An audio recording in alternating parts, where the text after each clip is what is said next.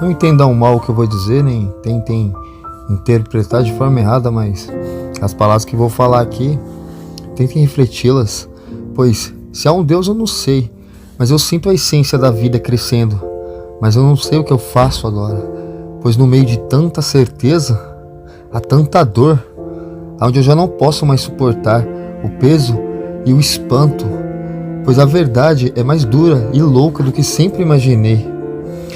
Esse não é mais uma de minhas escritas onde falo sobre coisas do Pai, não que não citarei em minhas palavras, pois como não poderia, se Ele habita em mim, não posso negá-lo, pois Ele está em todos os lugares. Eu sinto o peso do seu poder e o tamanho da responsabilidade carregada. A unidade é uma coisa muito boa e necessária, porém é muito dolorosa. Ridicularização e descrédito ocorrem enquanto caminhamos com essa escada, quando subimos essa escada. E se estava ruim sem Ele, não pense que as coisas irão melhorar, pois irão piorar. Imagina o seguinte: enquanto você está ao lado do mal, você é um aliado do mal. Mas quando você se rebela contra o mal, ele se rebela contra você também. É um simples fato.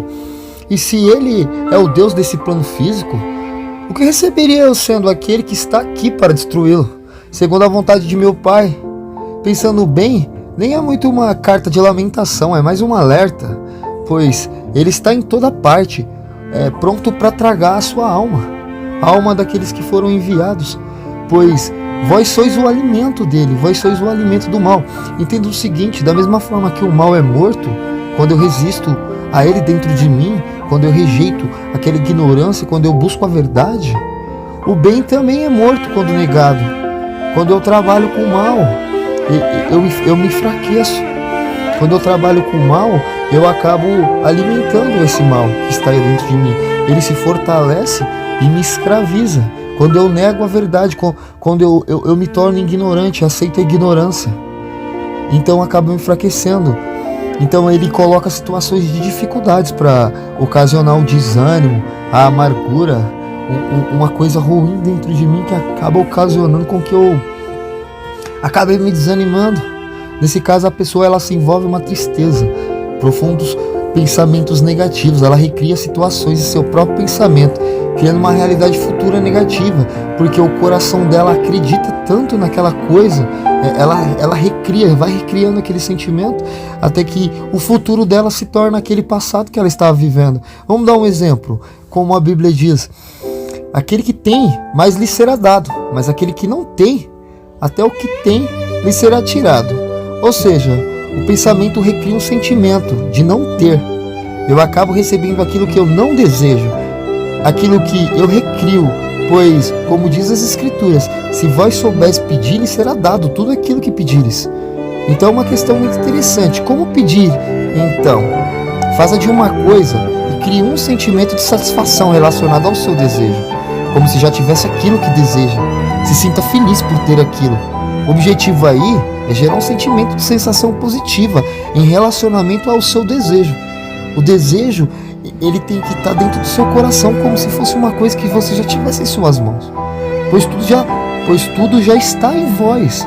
Tudo já está aqui dentro de você.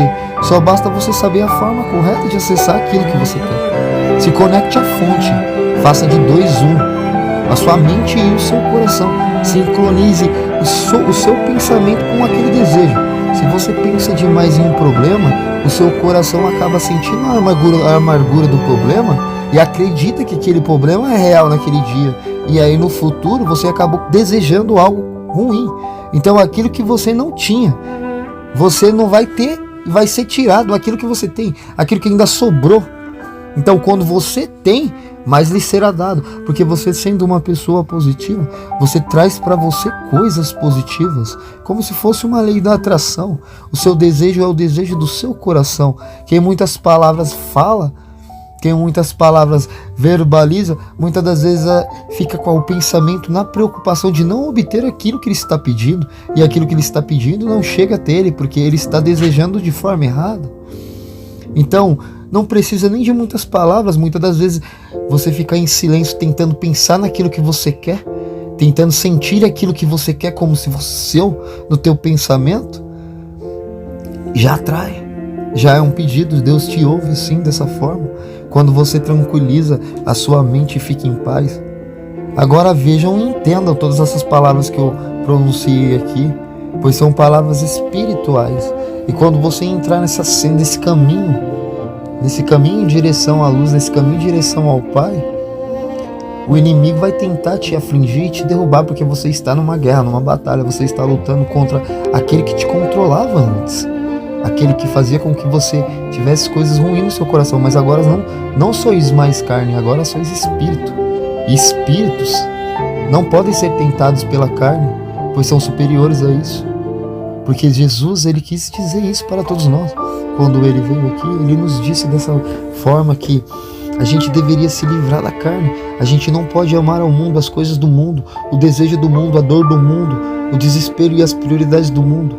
Porque as coisas do mundo envenenam a alma.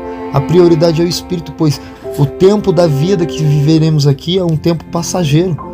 Mas o tempo que viveremos fora dessa vida é um tempo eterno. E se a gente ficar preso às coisas da matéria, às coisas do mundo, quando o tempo acabar, ficaremos presos a esse mundo, nas coisas do mundo que vão ser destruídas, vão ser queimadas com fogo, e as coisas espirituais que são eternas vão sair. E cabe a nós escolher se ficaremos ou se iremos. Se sacrificaremos essa carne fraca e temporária para vivermos num corpo eterno de luz.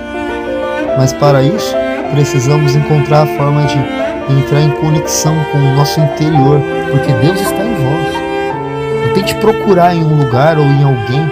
Cada um tem um pouco desse Deus dentro de si, né? Eu falo Deus como uma palavra entendida, mas Deus é muito mais do que somente isso. Deus é muito maior do que isso. Deus, ele preenche o todo, né? Essas são as palavras que Cristo trouxe para mim. Espero que vocês consigam entender essas palavras não como só meramente palavras, e que vejam muito mais além do que somente essas palavras, porque Deus está em todos nós e somos todos irmãos. Temos que parar com esse negócio de ele quer saber demais, ele quer saber de menos. A verdadeira verdade é que ninguém sabe de nada, e aquele pouco que sabemos temos que compartilhar ao invés de ficar tentando descobrir quem é que está certo, porque Deus, ele não é divisão, ele é a união. Então uniremos a unidade e nos tornaremos o todo, e nos completaremos a Deus, e seremos esse Deus, e seremos essa unidade, e teremos a mente de Cristo em nós, e não haverá mais nenhuma prisão que poderá nos prender. Amém.